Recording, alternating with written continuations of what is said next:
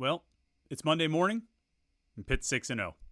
That's right, your Pitt Panthers undefeated after 6 games. Halfway through the 2024 season, they have not lost a game. Halfway through the 2024 season, they have doubled last year's win total. Halfway through the 2024 season, they have eclipsed last year's points total and offensive touchdowns total.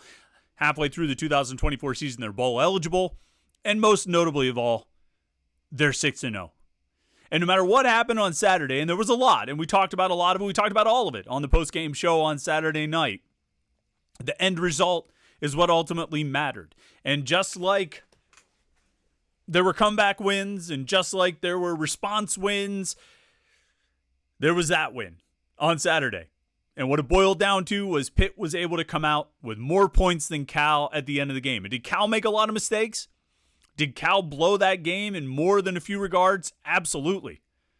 Whether it's the two-point conversions, both ill-advised in their own ways, or a missed 40-yard field goal, a whole litany of penalties, and all kinds of other mistakes by Cal, it all boils down to a win. And we've certainly seen Pitt on the other side of games like that, games where you say, boy, they should have won that game. They really had no business losing that game, and they found a way to lose. Well, just like that, on Saturday, Pitt, let's be honest, had no business winning that game. They were outplayed in a lot of respects. Their offense put in its worst performance of the season. Admittedly, they've had some really great performances through the first 5 games. Saturday was their worst game. And yet, even if they probably shouldn't have won that game, and if they play like they did, they won't win many games, they still managed to get the win. They came out on the right side of things. And it's cliche to say that sometimes it's better to be lucky than it is to be good, but just because it's a cliche doesn't mean it's not true. Pitt was lucky, and Pitt won. And they made some of their own luck. We don't want to take anything away from some of the performances on defense. There were some outstanding individual performances, some big-time stands. They gave up a touchdown in the fourth quarter, only the second time all season that has happened. But that was all they gave up in the fourth quarter, including a big fourth down stop to make sure Cal never got into field goal range for a second attempt at a game winner. They had outstanding individual performances from Jimmy Scott, Braylon Lovelace, Kyle Lewis, Brandon George, Donovan McMillan. Some guys played really, really well. It was the defense's best game, which you absolutely needed on the occasion of the offense's worst game. And so the end result is a 17-15 win. And the end result is a 6-0 record. The end result is Pitt's perfect halfway through the season. And that's a heck of a place to be. We got a lot to talk about here on the Monday edition of the Morning Pitt as we break down, 2 days later, our thoughts about Pitt's 17-15 win over Cal, Eli Holstein, the defense, the offense. We got lots of things to talk about. Did I mention Ben Sauls? I better mention Ben Sauls because I don't want to really go more than a few minutes at any time not mentioning Ben Sauls, who is absolute money in the bank.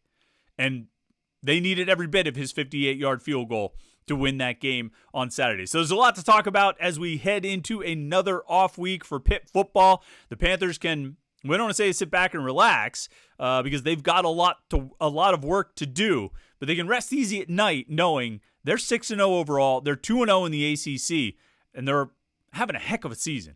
Well, we got a lot to talk about. Let's jump into it here on the morning edition, the Monday edition of the Morning Pitt on youtube.com/Panther-Lair.com.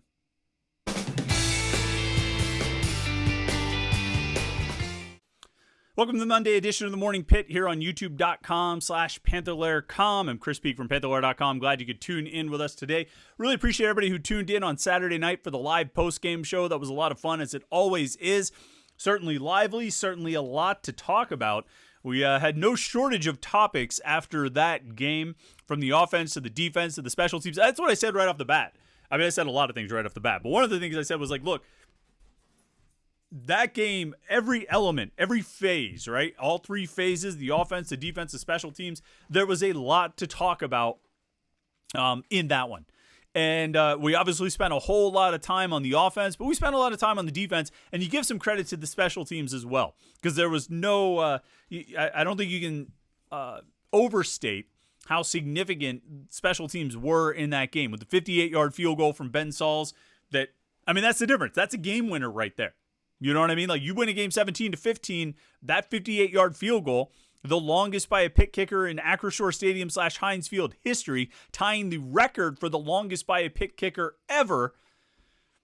That one was absolutely needed. And you know what? Caleb Junko's punts, where he averaged more than 50 yards per punt, he had a 59-yard punt. You know, I can nitpick there a little bit and say he had a couple punts that weren't very good, but they hit the ground the right way and they rolled for a bunch of extra yards.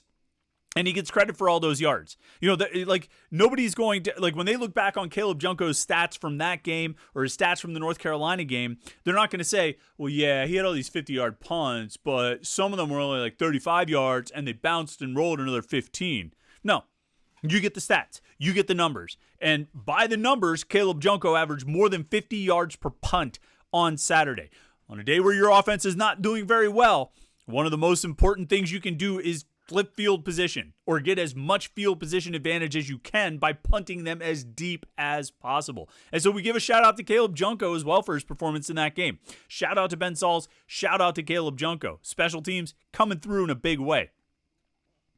But of course, the biggest conversation topics are on offense and defense. And I imagine because it's the one that's sort of negative at the moment or was most negative on Saturday night, I'm guessing that offense is the one you're thinking the most about. Look, I am not going to let one game. Oh, man, my big pronouncement, and I'm about to sneeze. See that? Like, this is why we always blow the big one. I'm not going to let one game against the best defense Pitt has faced all season, and quite possibly the best defense, maybe the best defense they'll face. Well, let's not say that the best defense Pitt will face all year, but let's say they're the best defense Pitt has faced all season. I'm not going to let one game against the best defense Pitt has faced all season overshadow the accomplishments of Pitt's offense through the first 5 games. Like, what Pitt did in the first 5 games, averaging all the points and averaging all the yards and all the red zone success, and Eli Holstein with the 300 yards and 3 touchdowns every game, and Desmond Reed's outstanding play, although he still ended up having a great game on Saturday, largely buoyed by a 72-yard run, but, I mean, he was dynamite. I'm not going to let, like, all those things still happen, and all those things still count, and all those things are still very much a part of who this Pitt offense is.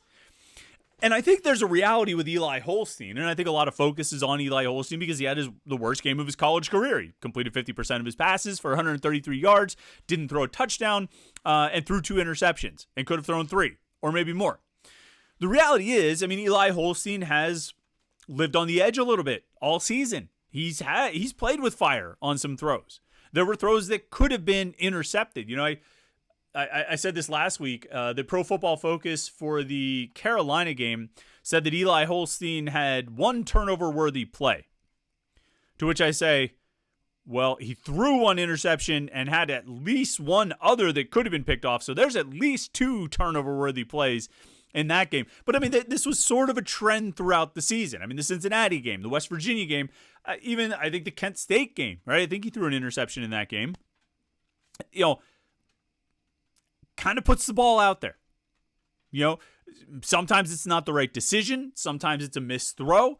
But he kind of puts the ball out there. And a lot of times he puts the ball out there and gets some big plays out of it. You know, there have been some sensational plays. The long pass to Kenny Johnson in the Kent State game. Obviously, the touchdown pass to Dejon Reynolds in the West Virginia game. Some of those throws for 30 yards to Kanate Mumfield in the Cincinnati game. The big throw to Kanate Mumfield to start the North Carolina game.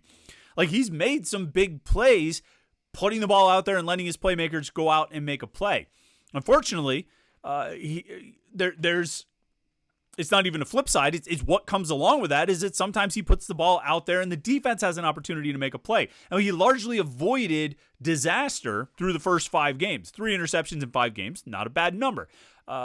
He largely avoided disaster in those kind of situations, but it caught up to him on Saturday.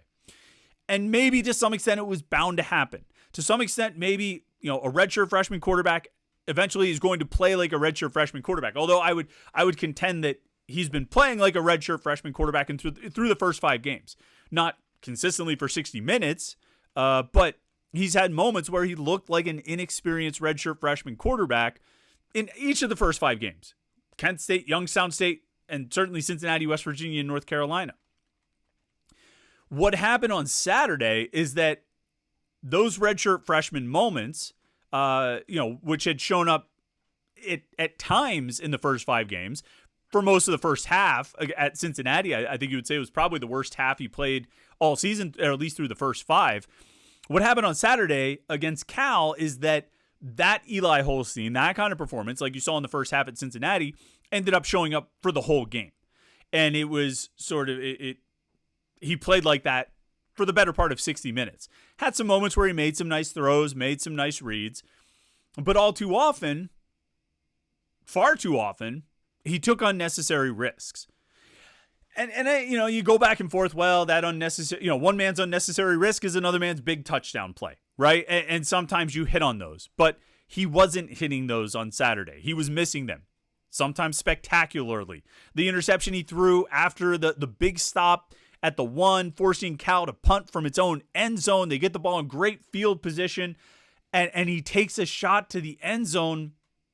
And either Kenny Johnson ran the wrong route or he wildly overthrew Konate Mumfield. I think even if Johnson ran what might have been the right route there, and the broadcast, Brock Osweiler was talking about Johnson should have done this or done that, I still don't even think it was a good pass if he assumed Johnson did do those things.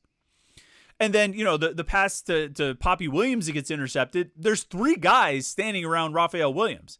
Now, I'm not great at math, right? But if you've got 3 guys around 1 receiver, somebody else is open. Some other options are presenting themselves and being offered to you. And I think what really needed to happen in that game on Saturday, and I certainly wouldn't say it was all Eli Holstein, it was all Cade Bell, it was all this or it was all that. I think there were a lot of people who could share blame for Pitt's offensive performance. But if you really want to circle one thing or lock in on one thing, it's that Eli Holstein needed to just take what the defense gave him. The defense wasn't giving him a lot, but they were willing to concede certain things, shorter passes, things that he was able to make and convert. When you look at those last drives, flip my pages here in my notebook to some of the last few drives where he really struggled. He has the interception when they get the ball at the Cal 31. But then the next drive they come out, he's got Konate Mumfield for 23 yards. That's a very nice play. Then, ends up in a 3rd and 19 and he throws an interception. The next drive, let me see. He gets Gavin Bartholomew for a 13-yard pass. That's a nice play. He's unable to convert. Starting the 4th quarter, they don't get what they need and they end up punting. I thought there was a couple others. A Raphael Williams 8-yard pass on the next drive. They don't end up turning that into anything, but opportunities are there. Even on the final drive, 3rd and 11, Pitt's final drive, he throws to Gavin Bartholomew and picks up 7 yards. These were the plays that were there. 4, 5, 7, 8, 11. Those kinds of plays, those gains were probably there for the taking. I think my view on watching is Eli Holstein was just trying to take those deep shots more than he should have. And he's made some great plays with those deep shots over the games, over the first 5 games. But he needed to settle into taking some of those easier passes, shorter passes, and try to dink and dunk down the field. Because I think Cal was giving that to Pitt more than they were. I think they were more committed to not giving up some of the deeper stuff. But there's a big combination of things I think that went into this. It's not just, Eli Holstein was missing all this, or Cade Bell called too much of that. One drive it's this thing, one drive it's that. One drive it's a missed throw by Holstein. One drive it's a route that looks like it didn't go in the right direction by one of the receivers. There's lots of different things that can contribute to an offensive performance like that. You're down 2 offensive linemen, although I thought Terrence Enos and Jason Collier did well in place of what's their names? Branson Taylor and Ryan Jacoby. According to Pro Football Focus, Collier gave up 1 pressure, Enos gave up 2. They both played almost 50 snaps each, so that's pretty solid. You take that kind of performance, I think, I think that works. Giving up one pressure or two pressures. You'd like to give up no pressures, but that's bound to happen.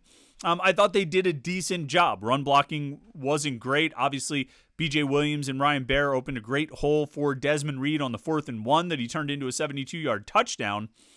But on the whole, I thought the offensive line was okay. I thought they did a decent job, especially considering the fact that they were replacing 2 starters. It just wasn't a good day for the offense. They were out of sync, and again, they were going against the best defense they've faced all season. Miami has been pretty good. I think the Miami game was really the outlier where they gave up 39 points, and even then, they largely kept Miami in check for most of the game. There was a hypothetical question that I raised on the message boards, or not on the message boards, on the post-game show on Saturday night. We talk about Pitt getting lucky, and they needed this happen, they needed that to happen, and obviously the missed 40-yard field goal with 154 left to play in the game, the field goal that would have put Cal ahead 18-17, that looms large as a lucky touch. The kicker wasn't, he hasn't been great this season, but it's a 40-yard kick. It's a kick that a college kicker, an FBS kicker, should be able to make. But it's interesting to me, that kick was at 154. If he had made that kick, all right, and now it's 18-17, Cal leads Pitt. I'm curious, let's say, so they kick the field goal, it's 18-17, and then Cal kicks off, and Pitt gets the ball. Let's say they kick it short, so Pitt has to return it. Let's say Pitt gets the ball at, they're 22 or something like that, with about a minute 50, a minute 46 to go, something like that, all right? Pitt's got one timeout. They're down by a point. They have a minute, let's call it a minute 45 from their own 22. I would bet, I shouldn't say I would bet a decent amount of money because my bets are terrible. I think all the game picks that I made leading into the weekend were all disasters. I think I got every single one wrong. But I would have a fair amount of confidence that Pitt, getting the ball at its own 22 with a minute 45 to play, one timeout, needing field goal range to win, or a touchdown to win, obviously, I think they would get it done. I really do. Maybe it's because, the Cincinnati game and the West Virginia game talking, but I actually think they would drive down the field and either get into field goal range for Ben Sauls or just score a touchdown outright. And maybe because they would be in 2 minute like a 2-minute drive or 2-minute drill, 2-minute mindset. Maybe Eli Holstein would be less inclined to sort of take those deep shots. They would just operate quickly, quick passes, 7, 8, 10 yards, and just keep it moving. But I think they would win that game. Like, I don't think a made field goal there would be the death of Pitt. And then, so it'd be really interesting. I wonder what the perspective would be, like what the opinion, because the opinion right now, like a lot of people are a little skeptical about Pitt's offense after seeing their worst performance of the season, skeptical about Eli Holstein after seeing his worst performance of the season. So what if you had that exact game, but the field goal kicker makes the kick? It's 18-17. Pitt drives in a minute 45, either into field goal range or the touchdown, whichever one. Are you then feeling like, well, they played their worst game, but they made the big play at the end to pull it out and get the victory? I think they would pull it off, and I think we'd have a little bit of a more positive perspective. But either way, that's just a hypothetical. I'm curious what you think. Do you think Pitt would have won the game if they had gotten the ball back after the field goal? Pretty sure they would have. Pretty sure. Despite what they did for the whole game, I'm pretty sure they would have pulled that off. Looks like we didn't have time to really get to the defense today, but that's okay because I want to spend a lot of time talking about that defensive performance. I mean, as succinctly as possible, it was really good. 6 sacks, 11 tackles for loss. Pitt is now 15th in the nation in sacks per game after getting 6 sacks in a game. That's what that will do. Jimmy Scott is now your team leader in sacks with 3. He had them all yesterday. Or no, he has 4. I think he had 1 coming into this game on Saturday. But either way, an outstanding performance. Kyle Lewis continues to be awesome. Jimmy Scott, obviously getting all the plays. Braylon Lovelace playing almost the entire game with Rasheem Biles out. Jeremiah Marcelin got a couple snaps there at the money linebacker, but Braylon Lovelace really played basically the entire game. He responds with 2 sacks, has a great game, his best college game. Brandon George continues to play well. Tight ends beat them up the middle and up the seam, but I mean, we've seen that for years. It's just every defensive scheme, particularly one that's aggressive, is going to have its vulnerabilities and spots you can attack, and that's been one that people can attack and have attacked for years against Pitt. So what are you going to do? It's just what happens. Nothing we can really do about that. But, obviously you can do some things about that. You can create some adjustments and try to take that away. But they got a lot of things they're trying to take away. So we'll see if they have any we know that, when Syracuse beat Pitt with its tight end last year, it wasn't because they were running up the seam. It's because they were handing it off to him and running it out of the Wildcat, direct snapping to the tight end. So, well, that'll be one of the big storylines as we head into next week's game, because Pitt's off this weekend. They play next Thursday against Syracuse at home. That'll be one of the big storylines heading into next week's game is, can Pitt stop Dan Villari? The evil, scary Dan Villari. We're not going to talk about Dan Villari much this week. Next week, we'll get into it next week, and we'll ask Pat Narduzzi about it, and he might throw the podium at you if you mention Dan Villari's name. I don't know. Anyway, like I say, Pitt 6-0. They're off for the week. They're number 20 in the polls. It's a good place to be, Pitt fans. They're undefeated. It's a good place to be. You're halfway through the season, and you haven't lost a game yet. It'll happen. It'll happen just like it eventually happened for the Pitt volleyball team. They lost on Saturday at SMU. It'll happen eventually, I think. This Pitt football team will lose a game. And I'll leave you with this thought. And I said this on the postgame show, and I think a lot of people already know it. I think a lot of people agree with it and believe it. For the vast majority of teams in college football, particularly those at the level that Pitt's at and the tier that Pitt is at, or that Pitt is in, if they're going to have success, if they're going to have successful season, few of them ever got to 10, 11, 12 wins without a lucky game here or there. I think Pitt is a talented team. I think they've got a lot of talent at a lot of positions, but they're not talented enough to avoid having a clunker somewhere along the way. Well, they got it on Saturday. They had their clunker. Now we see how they respond to it and what they do to improve it going forward, heading into that game next Thursday at Syracuse. So it's going to be interesting. It's been interesting so far. I think whatever you want to say about the 2024 Pitt Panthers and whatever the rest of this season brings, we'll never be able to accuse them of being boring. They've definitely avoided that. So you got that going for you, which is nice for your entertainment value, but probably not all that great for your cardiac health. All right, we're going to have lots of Pitt content this week. Pitt is off this Saturday, but that doesn't mean we're going to be off. We're going to have Morning Pitt episodes for you every day of the week. We'll have a live stream on Wednesday night, as we always do, the live Panther-Lair show at 8:30 p.m. And then no postgame show, although we'll have one after the Syracuse game next week. Ooh, that's going to be a late one. Shots at 1 a.m. All right, but that's a long ways down the road. So make sure you like this video and subscribe, youtube.com/Panther-Lair.com. That way you don't miss any of our Pitt video content. And then check out the website, Panther-Lair.com, Pittsburgh.rivals.com for all the Pitt coverage you can possibly handle. All right, thanks so much for tuning in today. I hope you had a great weekend. Hope your fantasy teams did well. Your college football team did well. They won. They're 6-0. That means you are the fan of an undefeated team. Hooray. All right, check out the site for more Pitt coverage. Like this video and subscribe, and we will catch up with you tomorrow for the Morning Pitt right here on youtube.com/Panther-Lair.com.